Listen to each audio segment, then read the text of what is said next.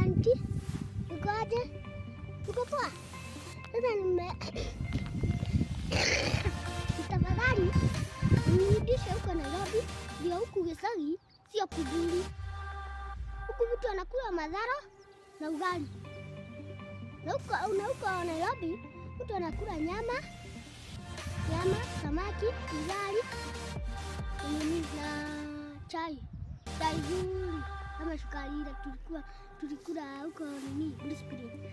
Sasa auntie, niende Jumamosi tuonane. Hata nimekumisi sana. Ndio tuende Nairobi. Nairobi ni utanika.